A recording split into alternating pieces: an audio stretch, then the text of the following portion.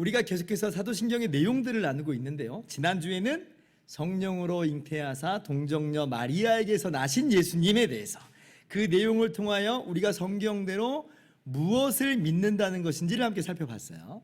오늘은 그 다음인 거죠. 본디오 빌라도에게 고난을 받으사 십자가에 못 박혀 죽으신 예수님을 믿습니다. 자, 함께 살펴보도록 하겠습니다. 우리가요, 예수님의 삶, 예수님의 인생 전체를 한 단어로 요약한다면, 여러분도 한번 생각해 보세요. 예수님의 삶을 한 단어로 요약한다면 어떤 단어를 나는 고르겠는가? 아마 여러분의 머릿속에 여러 가지 단어가, 아마 두 가지 단어가 아마 대부분 떠올랐지 않았을까 이렇게 생각을 합니다. 그 중에 하나가 고난, 그죠? 고난. 예수님의 인생을 한 단어로 요약해라. 그러면 떠오른 단어 중에 하나가 뭐예요? 고난.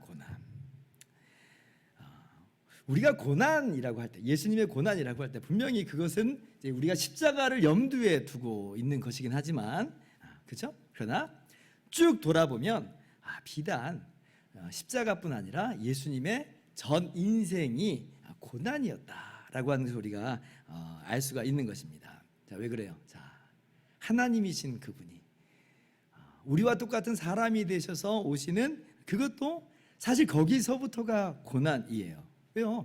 하나님은 하나님이시잖아요. 창조주세요. 제한이 없으세요. 그런데 낮고 천한 인간, 유한한 인간의 몸을, 인간을 취하셨다. 우리 인간이 되어주셨다.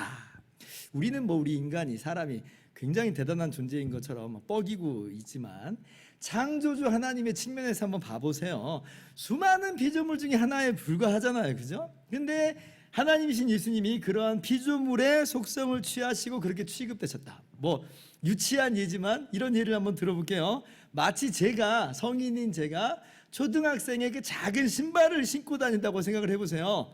오늘 하루 동안 그 신발 신고 다니세요. 발을 막 오므리고 구겨가지고 얼마나 힘들어요. 불편하고. 근데 하물며 하나님이신 예수님께서 사람이 되셨다는 것, 정말 엄청난 고난이다. 게다가 예수님께서 취하신 그 사람됨은 뭐예요?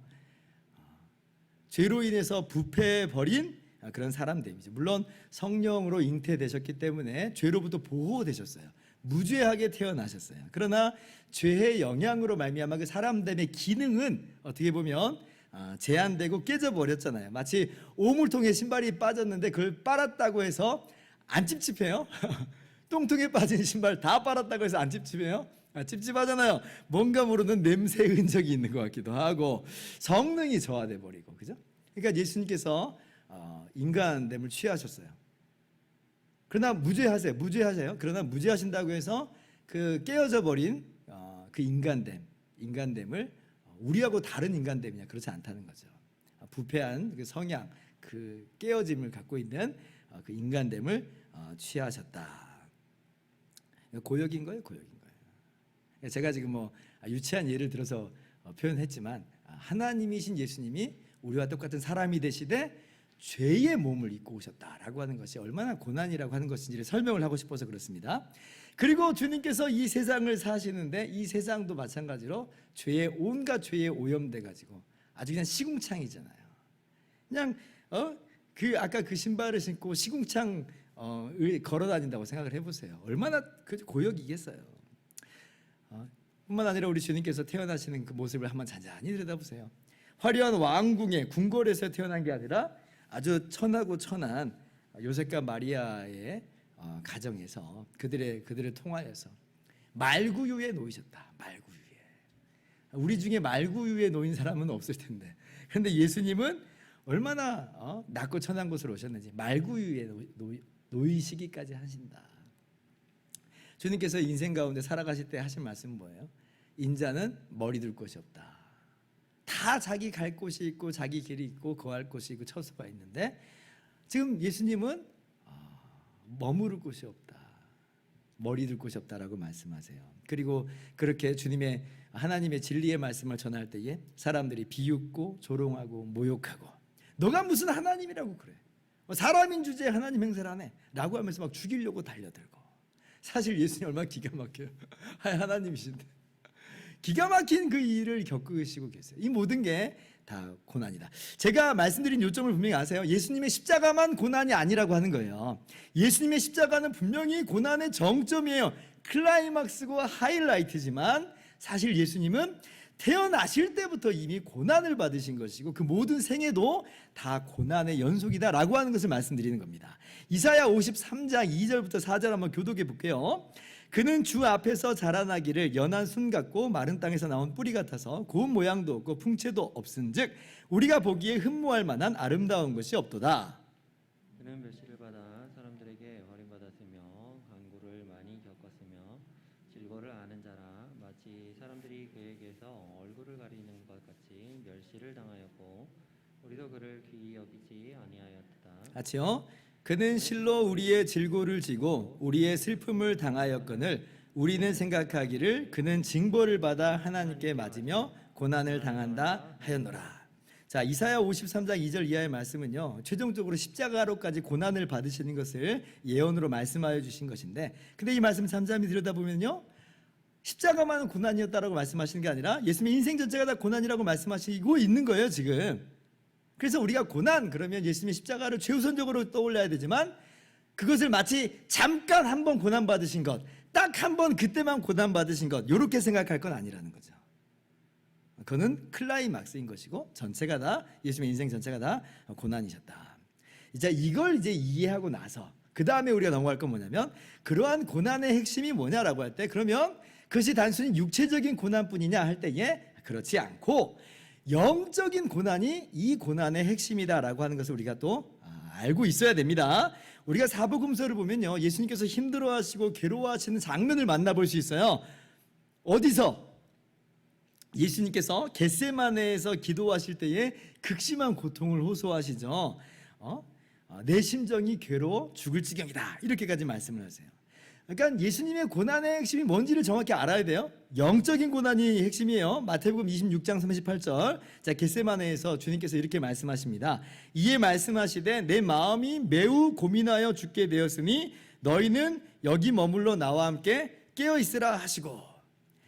자, 우리가 잘 알듯이 이게 단순히 육체적인 고통만이라고 한다면 예수님도 육체의 고통을 그렇게 무서워했어? 아니, 이 세상에 육체의 고통을 당당하게 받아들인 사람이 얼마나 많은데, 근데 예수님은 그거 하나 지금 힘들어가지고 이 잔을 내게서 옮겨주십시오 이렇게 기도하는 거야?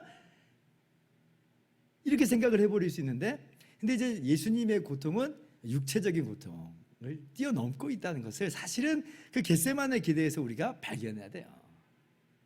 그래서 예수님께서 십자가에 달려 돌아가실 때도 나의 하나님 어찌하여 나를 버리셨나이까 이렇게 얘기해요. 육체적인 고통 때문에 부르짖는 게 아니라 너무 힘들어요, 아파요 라고 하는 그러한 것이 아니라 하나님께서 나를 버리셨다라고 하는 것에 대한 절규가 있는 거예요. 절규. 그러니까 예수님이 받으시는 고난이라는 게 뭐냐, 그 핵심이라는 게 뭐냐, 육체적인 고통 없었다는 얘기 아니에요. 육체적인 고통이 있죠. 우리가 뭐 가시만 찔린다고 해서 얼마나 고통스러운데, 아니 양손과 양발에 대못이 박히시고 채찍질 당하시고 그러셨으니 그게 얼마나 고통이, 머리에 가시만 쓰셨으니 고통이에요. 그러나 그것이 예수님이 받으시는 영적인 고통, 영혼의 고통에 비교해서는 세 발의 피도 안 된다는 겁니다. 주님이 당하시는 고통의 핵심 뭐냐? 하나님께 버림받은 고통, 죄로 말미암는 하나님의 진노의 잔이 예수님께로 쏟아 부어지는 바로 그 고통이 예수님이 받으시는 고난의 핵심이다. 그래서 우리가 사도신경을 우리가 암송할 때에, 고백할 때에 예수님께서 고난을 받으사라고 할 때에 그것은 인생 전체의 고난이면서 특별히 십자가로 핵심 지어지는데 육체적인 고난만이 아니라 영적인 고난이다, 영혼의 고난이다 라고 하는 것을 우리가 알아야 되는 것입니다. 자, 그렇다면 예수님이 왜 이렇게 고난을 당하신 걸까요? 그 이유는 뭐예요? 처음에 제가 예수님의 인생을, 예수님의 생애를 한 글자로 한번 요약을 해보자 했을 때 떠오른 단어가 고난이라고 하는 거였고, 또 하나는 뭐예요? 여러분 머릿속에 딱 떠오른 단어 뭐가 있었어요?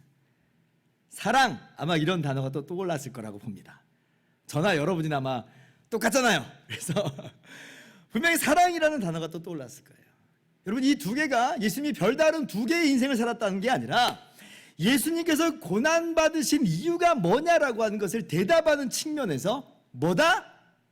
사랑이다. 사랑이다. 그걸 말씀드리고 싶은 거예요. 여러분, 주님이 고난이 담고 있는 그 목적, 그 성격을요, 우리가 말씀을 통해서 좀 확인을 해보도록 합시다. 예수님의 고난이요, 예수님이 마땅히 받으셔야 됐기 때문에 받으신 거예요? 아니죠. 예수님 왜 고난 받으셨어요? 우리를 대신하여 고난을 받으셨죠. 우리가 처음에 마태복음 20장 28절 분명히 말씀을 읽었잖아요. 예수님 자신의 목숨을 많은 사람의 대속물로 주려 함이다. 예수님의 고난은 예수님 자신 때문에 받는 고난이 아니라 대속적 고난, 다른 사람이 받아야 될 고난을 대신 받는 거예요. 아까 우리가 이사야 53장 말씀 읽었는데 계속 이어서 읽어봅시다. 53장 5절 6절이에요. 우리 연목사님 큰 소리를 좀 읽어주세요. 자, 그가 찔림은 우리의 허물 때문이요 그가 상함은 우리의 죄악 때문이라. 그가 징계를 받음으로 우리는 평화를 누리고 그가 채찍에 맞음으로 우리는 나음을 받았도다. 우리는 다 양 같아서 그릇 행하여 각기 제 길로 갔거늘 여호와께서는 우리 모두의 죄악을 그에게 담당시키셨도다. 자, 여기에서 지금 반복되는 표현이 나오죠. 우리의 허물, 우리의 죄악. 예수님이 징계를 받았는데 우리가 평화를 누려요? 예수님이 채찍에 맞았는데 우리가 나음을 받아요? 그죠? 우리는 다 양 같아서 그릇 행하여 각기 제 길로 갔거늘 여호와께서는 우리 모두의 죄악을 그에게 담당시키셨도다. 사실 예수님이 짊어질 것들은 아닌데, 짊어질 이유도 사실 없는 것들인데 짊어지셨어요. 왜? 우리를 대신하신 것이다. 우리를 대신하신 것이다. 베드로전서 2장 24절도 분명하게 같이 이야기를 하고 있습니다. 같이 한번 읽어봅시다. 시작. 신이 나무에 달려 그 몸으로 우리 죄를 담당하셨으니 이는 우리로 죄에 대하여 죽고 위에 대하여 살게 하려 하심이라. 그가 채찍에 맞음으로 너희는 나음을 얻었나니. 똑같은 내용이죠. 그 몸으로 우리의 죄를 담당하셨다. 베드로 사도가 하나님 말씀으로서 우리에게 분명히 선언을 하고 있는 것입니다. 예수님은요, 우리의 죄를 담당하신 거예요. 우리가 죄로 말미암아 받아야 될 진노를, 저주를 예수님이 대신 받으셨다. 다시 말하면 우리가 찔리고 우리가 상하고 우리가 징계를 받고 우리가 채찍에 맞고 우리가 십자가에 죽어야 되는데, 우리가 받아야 될 그 모든 고난을 예수님이 대신 받으셨다. 우리가 받아야 될 그 영적인 고난, 영원히 저주받고 심판받아 지옥에 가야 되는 그 모든 고난까지도 예수님이 대신 받으셨다. 그래서 우리가요, 예수님의 이 고난을 바라볼 때 주의해야 될 게 있어요. 그게 뭐냐면 그 고통이 얼마나 컸나 이것만 보면 안 돼요. 거기에서 멈춰버리면 그것은 예수님이 참 애잔하고 불쌍하게만 여겨집니다. 그래서 눈물을 흘리긴 흘리는데 또 어떤 눈물 같냐면 상갓집에 가가지고 그 돌아가신 분 생각하면서 정말 불쌍해 안타까워 뭐 이렇게 우는 것, 그런 식의 눈물을 흘리는 그런 분들이 있어요. 우리 중에는 그런 분이 없겠지만 그럴 위험성을 가지고 있어요. 어쩔 때 예수님의 고난이 그냥 얼마나 큰 것만 보게 되면 그렇다는 거예요. 우리는 그 큰 고난을 분명히 보아야 됩니다. 그런데 무엇까지 보아야 되냐면 그 고난이 누구의 고난이었다? 우리의 고난이었다. 나의 고난이었다. 내 거였는데 예수님이 대신 받으셨다라고 하는 그러한 의식을 가지고 있어야 돼요. 그래서 예수의 십자가를 바라볼 때 이런 의식 없이 바라보면 그냥 예수님이 받으신 고난 정말 컸나 보다 이것만 보게 되는 거예요. 항상 의식해야 돼요. 근데 그 고난이 나의 고난이었었어. 그 고난이 내 죄 때문에 내가 받아야 될 고난을 예수님 대신 받으신 거야 라고 이제 하게 되면, 그럴 때 거기에서요 감사가 있어요. 감사가, 주님의 그 사랑에 대한 감격이 거기에서 나오는 거예요. 나를 사랑하신 주님을 위해서 나도 정말 헌신하며 살리라고 하는 결단은 바로 그러한 우리의 의식, 우리의 생각에서 나오게 됩니다. 그 큰 고난이 나를 위한 거였다. 그래서 반드시 주님의 고난을 생각할 때는 거기까지 가야 됩니다. 성경이 강조하는 바가 바로 그거예요. 주님의 고난의 성격이 뭐냐? 대리속죄다라고 하는 대리속죄, 대속이다라고 하는 대속. 우리의 죄값을 대신 받으셨고 우리의 모든 죄와 모든 저주와 진노를 대신 받으신 것이다. 왜 이렇게 이제 제가 강조를 하냐면 오늘날 자유주의 신학자들은 예수님의 이 대속 굉장히 싫어합니다. 굉장히 싫어해요. 그거 빼버리고 예수님의 고난을 그냥 모범, 영웅적인 희생 막 이런 식으로 격화를 시키려고 하는 거예요. 대속이라고 하는 것은 무슨 야만적인 어떤 그런 모습처럼 생각을 합니다. 하나님이 설마 그렇게 우리가 죄졌다고 지옥에 보내시는 분이야? 아니야 라고 그렇게 생각을 하고 싶어 하는 거예요. 그러니까 하나님의 공의, 하나님의 진노를 아예 머릿속에 넣고 싶어 하지 않거든요. 그러니까 그걸 빼버리니까 예수님의 대속도 필요가 없잖아요. 그러니까 자유주의 신학자들은 예수님의 대속을 진짜 싫어해요. 그 얘기 안 한다는 거예요. 오늘날 우리가 그래서 정신 바짝 차리지 않으면 그러한 비성경적인 이단적인 그러한 흐름에 우리도 휩쓸려 버릴 수가 있어요. 우리 성경적인 진리 안에 분명하게 서 있어야 됩니다. 예수님의 어떤 모범적인 그런 모습들 있어요. 그러나 2차적이고 파생적인 것뿐이에요. 제가 예수님의 모범을 얘기 안 한 적 없잖아요. 얘기하잖아요. 그러나 2차적이고 파생적이다. 예수님의 고난의 핵심은 모범이 아니에요. 2차적이에요. 핵심은 대속이다. 나를 대신하신 거, 나를 대신. 이걸 절대 놓치면 안 된다는 겁니다. 자, 그렇다면 예수님이 왜 대속적인 고난을 받으셨어요? 왜 그래요? 첫째는 우리를 사랑하시는 하나님 아버지의 뜻에 하나님께서 그렇게 하라고 하니까 순종하신 것이고, 둘째는 예수님 그 자신의 사랑에 의한 것이죠. 이 둘이 서로 다른 게 아니에요. 사실 하나입니다. 왜냐하면 예수님은 삼위일체 하나님이시기 때문에 아버지의 뜻과 아들의 뜻은 일치하니까 하나예요. 그런데 이제 성경은 이 두 가지로 구별해서 우리 가운데 이야기해줘요. 아버지 하나님의 사랑, 그것을 예수님은 순종하여서 이 대속적인 죽음을 겪으신 거예요. 그런데 또 성경이 말하는 바는 뭐냐면 예수님의 사랑으로 예수님은 그 일을 감당하신 것이다. 그러니 우리는요, 삼위일체 하나님의 완전하시고 풍성하신 사랑 가운데 우리는 놓여 있는 거예요. 그래서 대속적 고난의 이유를 분명히 알아야 됩니다.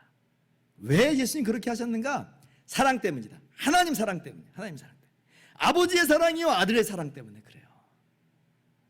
아버지만 사랑하시고 아들을 사랑 안 하는 거 아니고, 아버지는 사랑 안 하시는데 아들만 사랑하는 거 아니고, 그건 이미 하나님을 모르는 사람이에요. 삼위일체 하나님 모르는 사람이 그렇게 얘기하는 거예요. 삼위일체 하나님은 아버지와 아들의 완전한 사랑이 우리 가운데 쏟아부어진 겁니다. 그 충만한 사랑이 다 쏟아부어진 거예요. 로마서 5장 8절 말씀, 자 같이 또 읽어봅시다. 시작. 우리가 아직 죄인 되었을 때에 그리스도께서 우리를 위하여 죽으심으로 하나님께서 우리에 대한 자기의 사랑을 확증하셨느니라.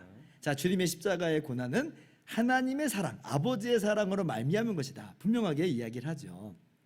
우린 죄인인데, 우리가 그래서 하나님의 진노와 저주를 받을 수밖에 없는 사람들인데, 우리를 사랑하셔서 우리를 죄에서 구원하시고자, 진노에서 구원하시고자 아들 예수님을 보내셨어요. 그래서 예수님께서 십자가에서 순종하여 죽으심으로 우리의 모든 죄가 용서받은 거예요. 그래서 주님의 십자가를 볼 때 우리는 아버지 하나님의 사랑을 봐요. 하나님 아버지의 확증, 사랑의 확증을 만나는 겁니다. 그런데 똑같은 성경이 뭐라고 말하냐면 갈라디아서 2장 20절.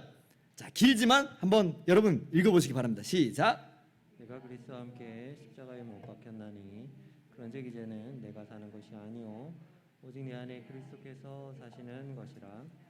이제 내가 육체 가운데 사는 것은 나를 사랑하사 나를 위하여 자기 자신을 버리신 하나님의 아들을 믿는 믿음 안에서 사는 것이라. 자, 뭐라고 말해요? 예수님의 십자가 대속은 예수님이 우리를 위하여 우리를 사랑하심으로 자기 자신을 버리신 것이다.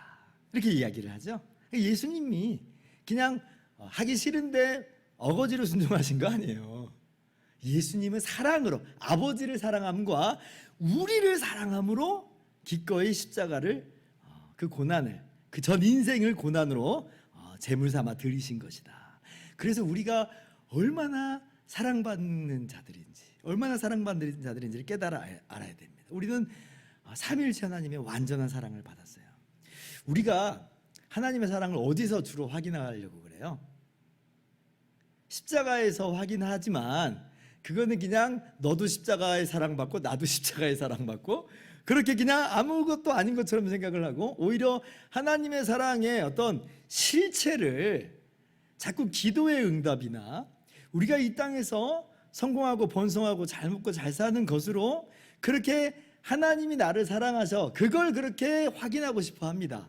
물론 제가 그걸 부인하는 거 아니에요. 하나님께서 우리의 기도를 들으시고 우리 삶 가운데 역사하심으로써 하나님의 사랑을 우리 가운데 계속해서 증언하여 주시는 것은 맞아요. 물론 하나님의 오묘하신 뜻 가운데서 당장은 그렇게 안 보이는 사람도 있습니다만은 그런 부분이 없다라고 말씀드린 게 아니라고 제가 지금 말씀을 드리는 거예요. 그러나 우리가 진짜 하나님께서 나를 사랑하셔라고 확신하는 것은요, 그것으로 확신하는 게 아니에요. 그러면 그렇게 우리가 하나님 기도 응답 받고 잘 되다가 갑자기 꼬꾸라졌어요. 그러면 그 사람 어떻게 되겠어요? 어떤 시험에 들어요? 하나님 나를 사랑하시지 않는 거 아니야? 이런 시험에 들게 돼 있습니다. 그래서 그런 것들은 흔들리는 거예요. 흔들리는 기초 위에 하나님이 이것 때문에 나를 사랑하신다라고 그렇게만 생각하지 마세요. 그런 흔들리는 기초 위에 하나님의 사랑을 확인하려고 들면 하나님의 사랑이 흔들려 버려요. 어디서 확인해야 되냐면 십자가에서 확인해야 되는 거예요. 그래서 아까 로마서 5장 8절 우리에 대한 자기의 사랑을 하나님이 확증하셨다 그러잖아요. 여러분, 하나님께서 독생자 예수 그리스도를 주시는 것만큼 그것보다 더 큰 사랑이 어디 있어요? 하나님 자신을 내어주셨는데 아들을 내어주셨으면 다 내어주신 거잖아요. 제가 종종 우스갯소리로 하는 말, 하나님께서 우리를 잘 먹고 잘 살게 하려면 주중에 6자리 숫자만 알려주시면 된다고 그랬잖아요. 그럼 순식간에 여러분 부자 될 거예요. 세계 제일의 부자가 될 거예요. 그거 어려운 일 아니라는 거예요, 하나님께는. 근데 하나님께 최고의 하나님의 선물은 뭐냐면 6자리 숫자가 아니고 예수님을 독생자로 주신 거예요. 예수님은 자신의 목숨을 내어놓으셨죠. 그것이 하나님의 사랑의 확증이에요. 다른 것으로 하나님의 사랑을 확인하려고 들지 마시고 그것은 추가해서 알파로만 두시고 하나님의 사랑의 확증은 우리 주님의 십자가를 통해서 확인해야 됩니다. 항상 그래서 우리는 하나님의 사랑 그러면 십자가를 고정해야 되는 거예요. 그래야 이 변화무쌍한 삶 속에서 우리가 절대로 흔들리지 않습니다. 여러분 분명하게 믿으세요. 삼위일체 하나님께서 완전하신 사랑으로 십자가의 사랑으로까지 저와 여러분을 사랑하셨다는 것을 그렇게 우리의 모든 죄와 저주와 형벌을 다 받으셨다는 것을 여러분 믿으시기 바랍니다. 자, 그렇다면 이제 오늘의 내용의 마지막입니다. 주님의 그 고난의 결과가 뭐냐라고 하는 거예요. 3번 십자가의 완전한 대속. 자, 그 결과 우리는 거저 죄 용서를 받고 거저 의롭다 하심을 받았다라고 하는 것입니다. 주님께서 짊어진 우리의 고난이라고 하는 것은요, 그저 우리가 담당해야 되는 고난의 일부가 아니에요. 주님이 일부만 담당하시고 나머지 고난은 네가 받아라. 그렇게 하시지 않았어요. 우리 주님께서는요, 우리의 모든 죄, 모든 고난을 다 대신 짊어지셨습니다. 십자가에 달려 죽으실 때 주님께서 뭐라고 말씀하세요? 다 이루었다. 다 이루었다. 그리고 돌아가셨어요. 예수님께서 모든 것을 다 지불하셨다라는 말이고, 그러므로 인류 구원의 예수님의 사명을 완전하게 완수하셨다라는 뜻이에요. 여기에 뭔가 부족하다든지 뭐 덧붙일 거 있다든지 남은 게 있다든지 그렇지가 절대로 않다. 그러니까 주님의 십자가 고난을 바라볼 때는 완성을 봐야 돼요. 완성을. 히브리서 10장 10절, 12절, 14절, 18절 뭐 다 읽으면 좋겠지만 이렇게 내용을 좀 추려서 가져와 봤습니다. 교독할까요? 이 뜻을 따라 예수 그리스도의 몸을 단번에 들이심으로 말미암아 우리가 거룩함을 얻었노라. 오직 그리스도는 죄를 위하여 한 영원한 제사를 드리시고 하나님 우편에 앉으사 그가 거룩하게 된 자들을 한 번의 제사로 영원히 온전하게 하셨느니라. 이것들을 사하셨은즉 다시 죄를 위하여 제사 드릴 것이 없느니라. 자, 여기서 예수님의 몸을 단번에 들이셨다, 예수님이 한 영원한 제사를 드렸다라고 하는 이것은 십자가를 지금 이야기하는 거예요. 십자가를. 그래서 그 십자가로 말미암아 어떤 결과가 우리에게 주어졌다는 거예요. 우리가 완전히 거룩함을 얻었어요. 완전히 온전하게 됐어요. 다시는 우리의 죄 때문에 제사 드릴 것이 없다. 분명하게 이야기하죠. 주님의 대속은요, 십자가 대속은요, 단 한 번에 그리고 그러므로 말미암아 완전한 대속이었다. 그 어느 것으로도 반복할 필요가 없고 그 어떤 것으로 보강할 성질도 없고 그래요. 왜냐하면 다 이루셨으니까. 그래서 예수님께서 십자가에서 죽으실 때 이제 어떤 일이 있었냐면요. 성전에서 이 휘장이 지성소와 성소를 가로막고 있는 그 휘장 위에서부터 아래로 둘로 쫙 찢어져 버립니다. 열려버린 거예요. 열려버린 거예요.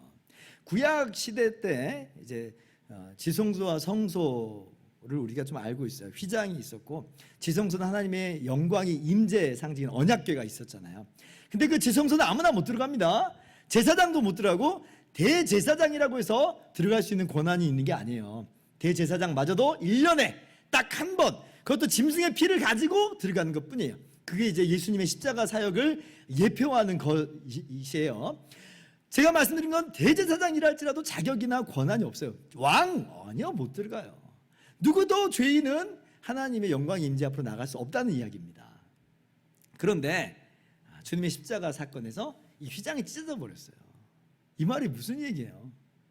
하나님과 우리 사이를 가로막는 것이 이제 없어져 버렸다는 거예요. 그래서 이제 누구든지 예수님의 피를 의지하면 지성소로 하나님의 영광의 임재 안으로 들어갈 수 있다는 거죠. 뭐 제가 말하는 게 아니고 히브리서 10장 19절 이하가 말하는 게 바로 그거예요. 그러므로 제가 읽어드릴게요. 그러므로 형제들아 우리가 예수의 피를 힘입어 성소에 들어갈 담력을 얻었나니 그 길은 우리를 위하여 휘장 가운데로 열어놓으신 새로운 살 길이요 휘장은 곧 그의 육체니라. 우리가 마음의 뿌림을 받아 악한 양심으로부터 벗어나고 몸은 맑은 물로 씻음을 받았으니 참 마음과 온전한 마음으로 하나님께 나아가자. 휘장이 찢어졌어요. 하나님의 영광의 임재의 길이 열렸습니다. 예수님께서 다 이뤄 놓으신 거예요. 여기서도 뭐 추가하거나 보강되거나 반복해야 될 건 없어요. 그냥 그 피를 힘입어서 나가는 거예요. 믿음으로 나가는 거예요. 이것이 바로 그 성전 휘장이 찢어진 사건이 보여주는 것이죠. 근데 이제 이렇지 않고 예수님의 이런 완전한 대속에 자꾸 뭔가를 덧붙이려고 하는 건요.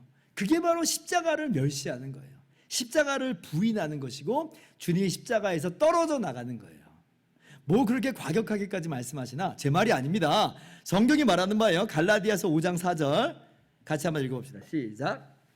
율법 안에서 의롭다함을 얻으려 하는 너희는 그리스도에게서 끊어지고 은혜에서 떨어진 자로다. 지금 바울 사도가 갈라디아 교회에게 편지를 쓴 거예요. 갈라디아 교인들이에요. 예수님 믿는 사람들이란 얘기죠.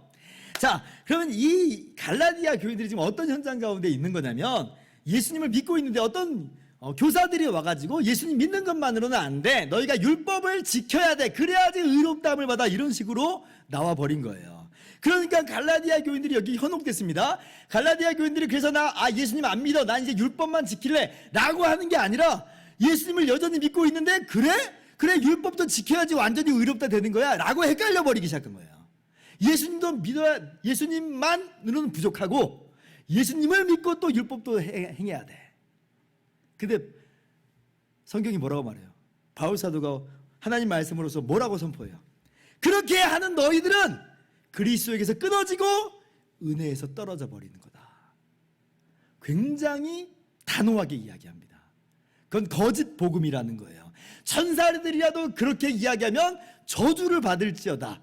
갈라디아서를 보면요, 굉장히 단호하게 이야기합니다. 그래서 제가 뭐 이단 가운데 좀 현혹되는 그런 위험성이 있는 분들에게 꼭 갈라디아서를 읽으라고 그래요. 왜냐하면 너무나 분명하게 기록이 되어 있거든요. 그래서 우리는요, 성경 곳곳에서 주님께서 이루어 놓으신 완전한 대속을 바라봅니다. 우리는 그냥 믿음으로 그걸 받는 거예요. 믿음으로. 그래서 오직 은혜라고 하는 거예요. 주님이 다 하신 걸 그냥 믿음이라는 것으로 거저 받아요. 그러니 이게 은혜고요. 그러니 자랑할 게 뭐가 있어요? 자랑할 게 없어요. 왜? 우리가 한 게 아무것도 없으니까. 그냥 받은 거니까요. 예수님 다 이루어 놓으신 거니까. 그래서 우리는 고백하는 게 오직 은혜. 그러니 오직 하나님께만 영광인 거예요. 오직 하나님께만 영광 돌릴 수밖에 없어요. 거기서 나의 공로나 나의 기여가 이만큼도 없는데 내가 무슨 자랑할 게 있겠어요? 없어요. 종교 개혁자들이 그래서 이 부분을 그렇게도 강조했어요. 그렇게도. 오직 우리가 예수 그리스도의 완전한 대속을 믿음으로 이 구원을 받은 것, 오직 믿음, 오직 은혜라고 하는 이것이요, 교회를 서게도 하고 넘어지게도 하는 교리다. 이게 무슨 얘기냐면 이러한 교리 안에, 이러한 성경적 진리 안에 서지 않으면 그건 참 교회가 아니라는 겁니다. 어떤 교회를 일컬어서 하는 말이에요? 천주교 말하는 거예요. 천주교 예수님 이야기합니다. 은혜도 막 이야기하고 믿음도 이야기해요. 언뜻 보면 뭐 똑같이 이야기하는 것처럼 보이지만 교묘하게 뭘 말해요? 예수님이 다 이루어 놓으신 게 아니라 이제 우리가 뭔가 기여를 해야지 완전히 죄 용서받고 의롭다함 받고 구원받는다라고 하는 혼합이 벌어졌어요. 마치 갈라디아 교회처럼 혼합이 벌어졌어요. 오늘날 여러분 이단이라고 하는 거 다 똑같아요. 뭐 이단의 종류가 진짜 많은데 이 하나만 기억하면 여러분 이단 다 분별할 수 있어요. 오직 예수님이 다 이루어 놓으신 것을 거저 믿음으로 우리가 거저 구원받는 것을 이야기하지 않고 뭔가 인간의 제도를 거기에 추가하고 인간의 뭔가 행위를 추가하고 거기에 플러스해서 이거 해야지 진짜 죄 용서받고 구원받고 은혜받아 말하면 죄다 이단입니다. 똑같아요. 뭐 신천지, 하나님의 교회 뭐 등등등 애누리 없이 똑같아요. 애누리 없이 똑같아요. 그래서 이 부분에 여러분이 정말 분명하게 서 있으셔야 돼요. 우리 예수의 교인들은 이미 분명하게 서 있는 줄을 믿습니다. 여러분 구원받기 위해서, 죄 용서받기 위해서, 의롭다 하기 위해서 여러분이 내가 뭔가를 해야 돼 이런 생각을 아예 그냥 다 내려놓으세요. 주님이 다 하셨어요. 믿음으로 받으시고 다만 그 은혜를 알기 때문에 회개함으로 나가시고 그러는 것이지 우리가 기여하거나 우리가 뭐 추가하는 것은 전혀 없다라고 하는 것을 여러분이 아시면 좋겠습니다. 자, 질문 있나요? 자, 여기까지만 일단 하겠습니다. 근데 보너스 하나만 더 할게요. 근데 목사님, 왜 근데 본디오 빌라도에게 고난을 받으사 이렇게 꼭 본디오 빌라도를 콕 찍어서 이야기하나요? 본디오 빌라도가 본디오 빌라도만의 일은 아니었잖아요. 사실 그게 예수님 판 가룟 유다도 있고 예수님을 죽이기로 넘긴 유대 지도자들도 있고 로마 군병들이 직접 못 받고 십자가에 못 받고 가시관 씌우고 막 그랬는데 아니 다 똑같이 이야기하지 왜 본디오 빌라도만 얘기해요? 너무 불공평해요. 너무나 본디오 빌라도 너무나 불쌍해요. 이렇게 이제 생각하시는 분들이 또 있는 것 같더라고요. 예, 맞아요. 본디오 빌라도에게 이 모든 책임을 다 뒤집어 씌우는 것은 올바른 모습은 아닙니다. 사실 우리 모두의 죄고 그렇기 때문에 우리도 예수님을 못 박아 죽인 당사자라고 하는 것을 우리가 알아요. 거기에 우리가 발뺌할 수가 없어요. 그런데 이제 왜 본디오 빌라도라고 하는 이름이 구체적으로 언급이 되는가? 제가 물론 신앙 고백의 작성자가 아니기 때문에 그 이유를 분명하게 다 될 수는 없지만 굳이 생각을 해본다면 자 먼저는 사형 집행권, 그 당시의 사형 집행권은 공식적인 사형 집행권은 오직 로마 총독인 본디오 빌라도에게만 있었습니다. 그래서 아무리 본디오 빌라도가 나 내 책임 아니야, 니네들이 다 담당해 손을 씻는다고 해도 그러지 않아요. 결정적인 역할은 본디오 빌라도가 했다는 것을 부인할 수 없다라고 하는 측면에서 본디오 빌라도가 언급이 되는 거고, 두 번째 더 중요한 것은 뭐냐면 본디오 빌라도를 특징지어서 이야기하기보다는 주님의 십자가가 분명히 역사 속에서 이루어진 것이라고 하는 것을 확인하는 거예요. 마치 주님의 십자가를 무슨 신화나 어떤 무슨 전설이 아니라 실제 역사 속에서 우리를 대신해서 받으신 거라고 하는 역사성을 본디오 빌라도에게서라고 하는 단어 속에서 우리가 확인하라라고 하는 그런 의미가 여기 있어요. 그리고 세 번째는 예수님께서 법정에서 죄인으로 인정받았잖아요. 죄인 아닌데 법정에서 죄인으로 간주가 됐어요. 이것은 마치 하나님 나라의 법정의 일을 보여주는 그런 의미다. 그래서 실제 법정에서 죄인 취급받은 것은 하늘 법정에서 우리의 죄를 대신해서 죄인으로 간주되어서 모든 진노와 저주를 담당하시는 것이다. 하늘 법정의 일을 본디오 빌라도에게서 이루어진 인간 법정에서 보여주는 것이다 라고, 간접적으로 보여주는 것이다 라고 하는 측면에서 본디오 빌라도에게서 라고 하는 그런 표현이 있다라고 우리가 생각을 해볼 수가 있겠습니다. 자, 이제 정리를 합니다. 주님께서 고난받으신 것 사실 전생에 걸쳐서 있는 일이라고 했잖아요. 그리고 그 정점이 십자가다. 근데 그것이 육체적인 고난만을 말하는 게 아니라 물론 그것도 포함되어 있지만 뭐가 핵심이라고 그랬어요? 영적인 고난. 그것이 바로 핵심이다. 이것이 우리가 주님의 고난 속에서 반드시 알아야 될 내용이에요. 자, 그러면 주님이 왜 고난을 받으셨어요? 그 고난의 결과는 뭐예요? 그렇죠. 우리를 대신해서 우리의 모든 죄와 모든 저주와 모든 형벌을 다 받으신 것이다. 왜 그렇게 하셨다고요? 우리를 사랑하셔서 하셨다. 그러므로 우리는 예수 안에서 거저 의롭다함 받고 우리는 죄 용서를 완전히 다 받은 거예요. 모든 죄, 모든 저주, 모든 사망 해방됐습니다.